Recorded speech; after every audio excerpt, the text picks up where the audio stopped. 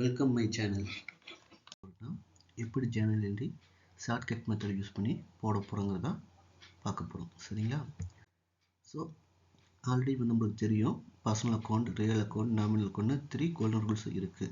சரிங்களா? இதை வச்சு நம்ம ஜேர்னல் என்ட்ரிஸ் போடலாம். பட் இன்னும் ஈஸியாக உடனே போடணும் அப்படின்னா சில ஷார்ட்கட் மெத்தட் இருக்குது. அது என்னன்னு பார்ப்போம். கம்பெனியை பொறுத்த வரைக்கும் ரெண்டு மேஜர் பார்ட்ஸ் இருக்குது. ஒன்று எக்ஸ்பென்சஸ், இன்னொன்று இன்கம் பார்ட். கம்பெனியை பொறுத்த வரைக்கும் எக்ஸ்பென்சஸ் எல்லாமே டெபிட் சைடு தான் வரும். ஓகேங்களா? இன்னும் சிம்பிளாக சொல்ல போனால் நம்மளோட பணம் போச்சுன்னா அது எக்ஸ்பென்சஸ். ஓகே, இதே நம்ம கம்பெனிக்குள்ளே பணம் வந்துச்சுன்னா அது ரிசிப்ட். இதை ரெண்டு டிபார்ட்மெண்ட்டாக பிரிப்பாங்க. ஒன்று அக்கௌண்ட்ஸ் பேயபிள் டிபார்ட்மெண்ட் பிரிப்பாங்க, இன்னொன்று அக்கௌண்ட்ஸ் ரிசீவபிள் டிபார்ட்மெண்ட் பிரிப்பாங்க. அக்கௌண்ட்ஸ் பேயபிள் எல்லாமே இந்த பர்ச்சேஸு, மந்த்லி எக்ஸ்பென்சஸை பார்ப்பாங்க. அக்கௌண்ட்ஸ் ரிசீவபிள் என்ன பண்ணுவாங்கன்னா கம்பெனியோட இன்கம்மை மட்டும் பார்ப்பாங்க. சரிங்களா? எந்த கம்பெனி போனாலும் எந்த சாஃப்ட்வேர் யூஸ் பண்ணாலும் மேஜர் ஜேர்னல் என்ட்ரி தான்.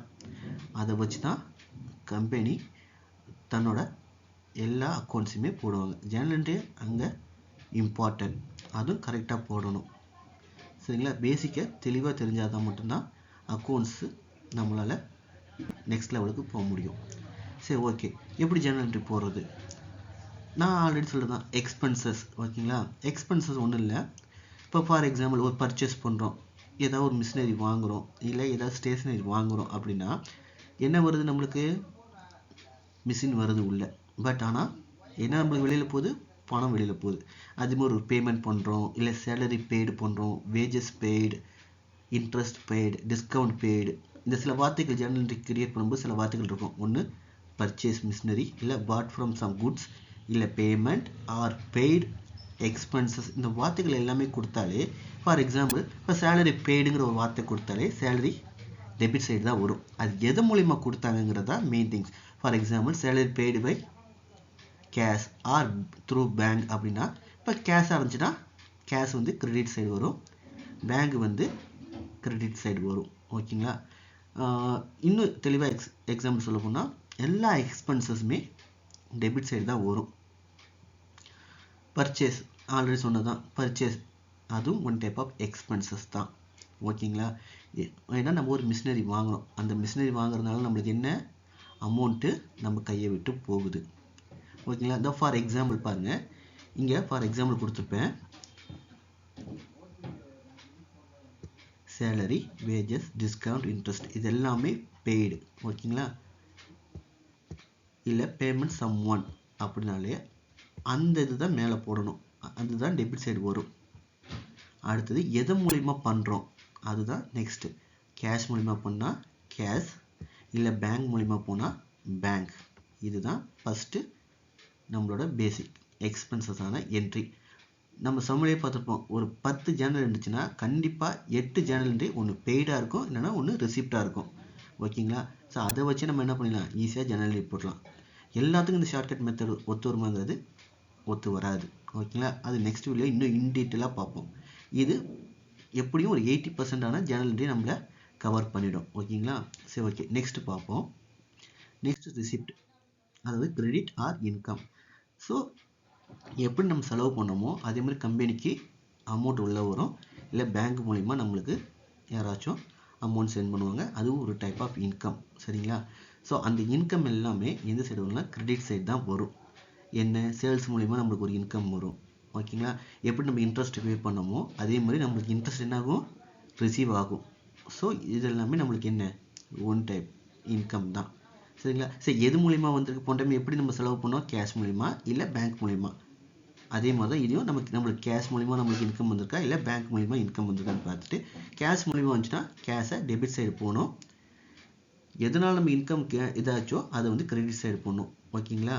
ஃபார் எக்ஸாம்பிள் டிஸ்கவுண்ட், இன்ட்ரெஸ்ட், சேல்ஸும் நம்மளுக்கு ஒரு இன்கம் தான். ஏன்னா சேல்ஸ் பண்ணால் நம்மளுக்கு என்ன வரும், பைசா உள்ளே வரும். ஓகேங்களா? டிஸ்கவுண்ட் கொடுத்தாலும் நம்மளுக்கு உள்ளே வரும். ஓகே, இன்ட்ரெஸ்ட்டும் அப்படி தான். சரியா? இன்ட்ரெஸ்ட் நம்மளுக்கு பே பண்ணுவாங்க. சரிங்களா? நம்ம எப்படி இன்னொருத்தவங்களுக்கு பே பண்ணுறோமோ அது மாதிரி அவங்களும் நம்மளுக்கு இன்ட்ரெஸ்ட் பே பண்ணுவாங்க. டிஸ்கவுண்ட்டும் அதே மாதிரி தான். நம்ம எப்படி கொடுக்குறோமோ, நம்ம ஒரு பல்க் பர்ச்சேஸ் பண்ணால் அவங்களும் என்ன பண்ணுவாங்க, ஒரு 10% 15% நம்மளுக்கு என்ன பண்ணுவாங்க, டிஸ்கவுண்ட் கொடுப்பாங்க. ஸோ அது எல்லாமே நம்மளுக்கு ஒன் டைப் ஆஃப் இன்கம் தான் கம்பெனிக்கு. ஸோ கிளியராக சொல்கிறேன், ரெண்டே ரெண்டு தான். ஒன்று expenses, another one is income or ரெசிப்ட்னு கூட வச்சுக்கலாம். ஸோ இன்கம் கிரெடிட் சைடு தான் வரும், எக்ஸ்பென்சஸ் டெபிட் சைடு தான் வரும். இது ஒரு 10 ஜேர்னல் இருந்துச்சுன்னா கண்டிப்பாக எனக்கு தெரிஞ்சு 7 ஜேர்னல் என்ட்ரி இதுலேயே கவர் ஆகிடும். ஓகேங்களா? மீதி உள்ளதெல்லாம் ஃபார் எக்ஸாம்பிள் என்னென்ன கவர் ஆகாதுன்னா சில நம்மளுக்கு கன்ஃபியூஷன் வரும். இந்த பர்சனல் யூசேஜுக்காக வித்ட்ரா பண்ணுறது, இல்லை இந்த இந்த கேபிட்டல் உள்ளே வர்றது, ஓகேங்களா? அப்புறம் கம்பெனி யூஸுக்காக எடுத்த பணம், இதெல்லாம் கொஞ்சம் கன்ஃபியூஸ் ஆகும். அது நான் நெக்ஸ்ட் வீடியோவில் இன் டீட்டெயிலாக நான் உங்களுக்கு எக்ஸ்பிளைன் பண்ணுறேன். ஓகேங்களா? இப்போ புரிஞ்சுங்களா உங்களுக்கு? ஸோ இப்போ ஃபார் எக்ஸாம்பிள் நெக்ஸ்ட்டு ஒரு சம்ம காட்டுறேன், அது எப்படின்னு பார்ப்போம். ஓகேங்களா? பாருங்கள், இதில் இத்தனை என்ட்ரி இருக்குது. சரிங்களா? நான் ஆல்ரெடி சொன்ன மாதிரி தான் இது ஒரு டைப் ஆஃப் எக்ஸ்பென்சஸ். ஓகே, இதில் திரும்பி எகெயின் பர்ச்சேஸ் வருது. அங்கே பாருங்க, இதில் பெய்டுங்கிற வார்த்தை வருதா, அப்போ இதுவும் எக்ஸ்பென்சஸ் தான். ஸோ இதை விட்டுருங்க, இது நான் நெக்ஸ்ட் இதில் இன் டீட்டெயிலாக உங்களுக்கு ஒன்று ஒன்று பார்க்கலாம். ஓகேங்களா? நெக்ஸ்ட்டு எகெயின் பாருங்கள், பர்ச்சேஸ், அப்புறம் ஸ்டேஷ்னரி பர்ச்சேஸ். ஸோ இது எல்லாமே நம்மளுக்கு எக்ஸ்பென்சஸ் தான். Clear? So next sold, sales பண்ணது, இது நம்மளுக்கு என்ன எக்ஸ்பென்சஸ் தான். அப்படிங்கிறது தப்பு, இது இன்கம். ஓகேங்களா? எத்தனை 1 2 3 4 பர்ச்சேஸ், ஒரு சேல்ஸ். ஓகேங்களா? இதுலேயே மோஸ்ட்லி பாதி கவர் ஆகிடுச்சு பாருங்கள் நம்மளுக்கு. ஸோ இங்கே ஒரு பெய்டு ஒன்று இருக்குது. ஸோ இதெல்லாமே நம்மளுக்கு என்ன எக்ஸ்பென்சஸ், இன்கம். ஸோ நம்ம ஷார்ட்கட் மெத்தட் இதெல்லாம் யூஸ் பண்ணாலே நம்மளுக்கு 50% ஜேர்னல் என்ட்ரி கரெக்ட். ஸோ இதோட ஆன்சர் பார்ப்போம். இங்கே பாருங்கள், நான் சொன்னேன்ல பர்ச்சேஸ், பர்ச்சேஸ் இதில் போட்டிருக்காங்க, டெபிட் சைடு போட்டிருக்காங்க. எது மூலிமா போயிருக்கு? ஏபி அண்ட் கிரெடிட்டில் போயிருக்கு. சரிங்களா? அதனால் சன்றி கிரெடிட்டார் அக்கௌண்ட்டில் போட்டாங்க. இதே பேங்க் மூலிமா போயிருந்தால் பேங்க், இதே கேஷ் மூலிமா போயிருந்தால் cash. Okay, next purchase entry உங்களுக்கு வந்துருச்சா? இது பேங்க் மூலிமா வந்திருக்கு, அதனால் பேங்க். ஓகே, அடுத்தது நம்ம இப்போ எக்ஸ்பென்சஸ் போகும்போது இங்கே ஒரு பர்ச்சேஸ் என்ட்ரி, ரைட்? அடுத்தது இதோ இங்கே ஒரு எக்ஸ்பென்சஸ் இருக்குது பாருங்கள். அடுத்தது நம்ம இன்கம் பார்ப்போம். இப்போ இன்கம் பார்க்கும்போது நம்ம குட்ஸ் சோல்டுன்னு ஒன்று பார்த்தோம் பாருங்கள். எங்கது? 6 to 1. ஸோ அவ்வளோதான். ஜேர்னல் என்ட்ரி செம்ம ஈஸி, ஆனால் புரிஞ்சுக்கிற கான்செப்ட் தான். நம்ம கோல்டன் ரூல்ஸ் படிக்க நம்ம போகலாம். ஓகேங்களா? கோல்டன் ரூல்ஸும் நம்மளுக்கு இம்பார்ட்டன்ட் தான். அதை விட கரெக்டாக போடுறோமா அப்படிங்கிறது தான் மேஜர். நம்ம ஒரு ஜேர்னல் என்ட்ரி தப்பாக போட்டாலே அது ஃபைனலை கொண்ட கண்டிப்பாக எஃபெக்ட் பண்ணும்.